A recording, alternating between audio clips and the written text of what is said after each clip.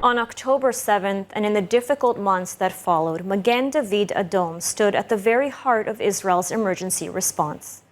Whether on the front lines or behind the scenes, Magen David Adom harnessed innovation and dedication to save lives.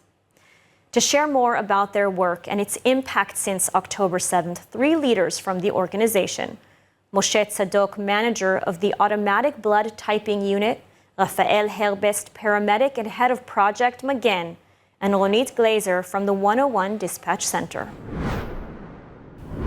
Thank you so much for being here today.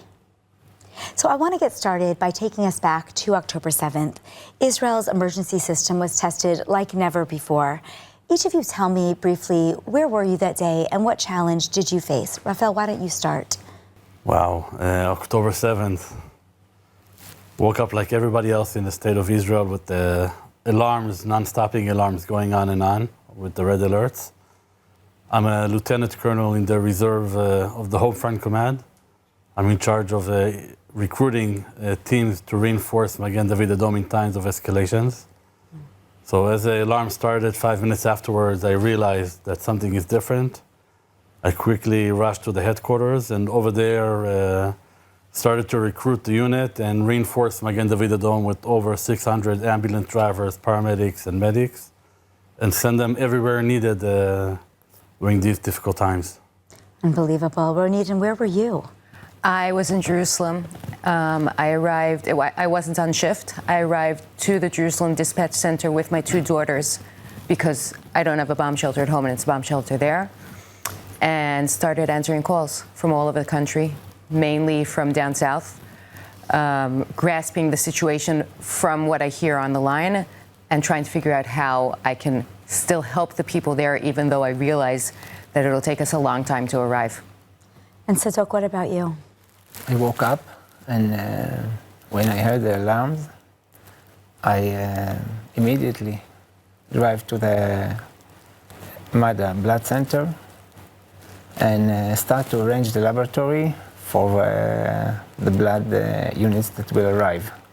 Now, Tzadok, you were talking about the blood, and I know that you were actually the director of the Automatic Blood Typing Center or Laboratory for MADA. Yes. Tell me a little bit about what happened with MADA that day. How did you ensure a sufficient and efficient supply of blood on October 7th, and what type of blood was needed to deal with this trauma? Yes, for the trauma patient, we need a special blood that's called low-titer whole blood. For that, to supply this blood, you have to understand, in regular times, we supply approximately between 5 to 10 units to the army and to the trauma center in Israel. But after October 7th, we had to supply 100 units every day. This is like mission impossible. So what we do, we automated the system. We automated all the system. We do validation and automate the system that we can provide 100 units per day. What we do, we shifted to 12 hours work, 24/7, and because we shifted to 24/7 and work even in Shabbat, we managed to check all the 5,000 every day, and to supply and to check to supply approximately 100 units of low-titer oral blood to the army. You have to understand this kind of unit is a special unit for the patient with severe trauma, the bleeding patient, because it's in all the articles that's saying that this blood unit is better from what was before. Before, the patient will get PEC cells. PEC cells is only the red blood cells. But low-titer oral blood contains the red blood cells, contain plasma with anticoagulants, and contain platelets. And is that what we call? Is that what we call whole blood? Yes, it's whole blood, but it's not regular whole blood. It's whole blood with low titer of anti-A and anti-B. And to find it, it's a very, very hard work. Fortunately for us, the director of the MADA Blood Services, Professor Elad Shinar, thought of thought of this long before the war. And she told me, Tzadok, we have to integrate this product to the blood services. How can you do it? So we started to read articles. And we started to do validation that took us half a year. And we managed to enter this product, both biologically to check it and computerized it. So we can supply this product. We didn't know that a war will happen. And you have to understand, the mortality rate 20 years ago when they used PEG cells was about 15% of the injury soldiers in the field. And now, according to the army, the mortality rate dropped to 7%. Wow, it's half. Less than half. It's less than half. It's not because only the red blood cell, only the whole blood low titer.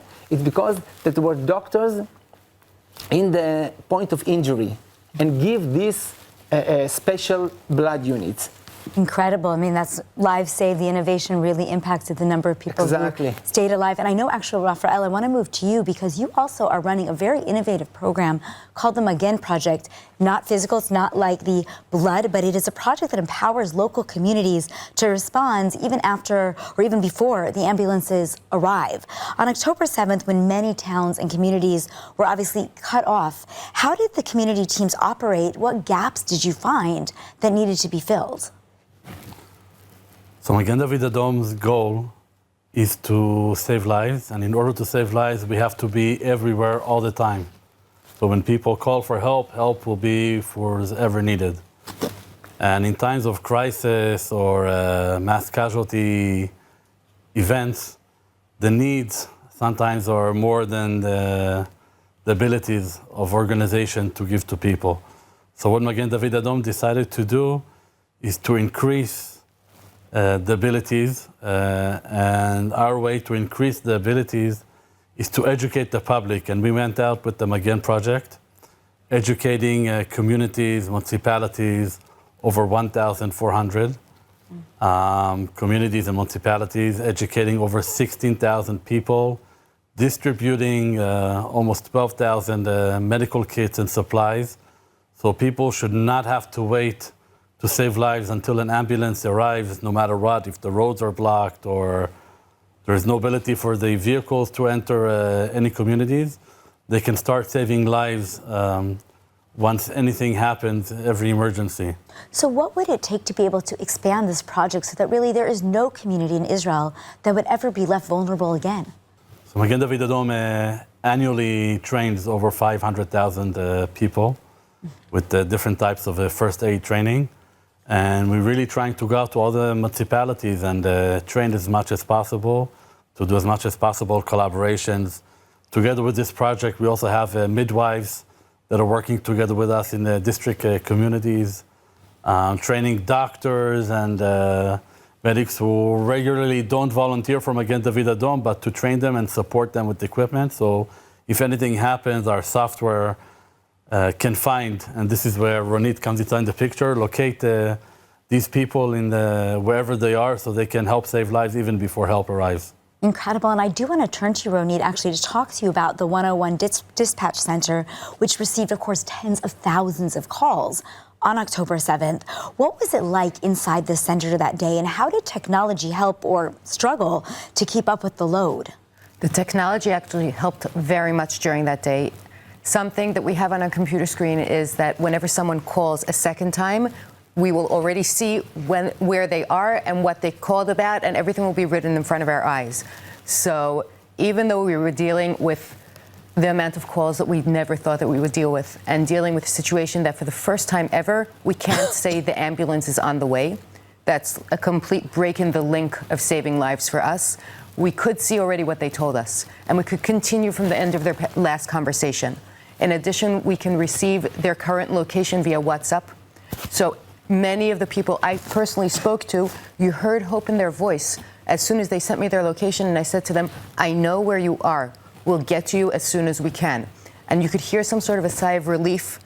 saying, I understand that it'll take you a long time. I will try to stay here as long as I can.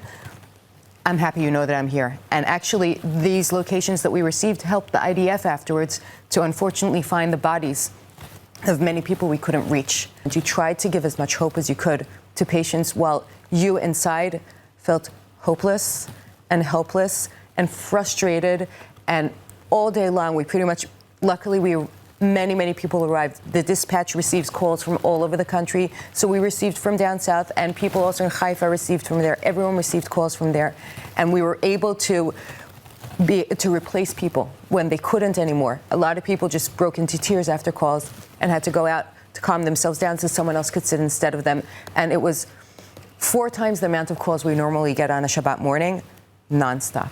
Now, Renee, you must have learned a lot about what a technology, in addition to what you already had, would be helpful. And I understand that over the last couple years, MADA has really been able to innovate and to change the way that you manage the call center in order that, God forbid, if there will ever be a next time, you would be able to handle it better. Talk to me about some of that new technology and innovation. Well, I'm happy to say that our technology is built in-house. So already on October 8th, we have this virtual 911 system that we've had for a long time so that the police and the fire department and us can interact without picking up the phone. As soon as we receive any information, any call that we need them, it goes up on their screens at the same time that we receive it. On October 8th already, our system became in a way that as soon as we want to say anything to the police, if it's even already a call that we have with them, we press a button and they get the same information that we just received. Amazing. So that's something that right away changed. In addition to that, we learned a lot on October 7th about the need for primary care points.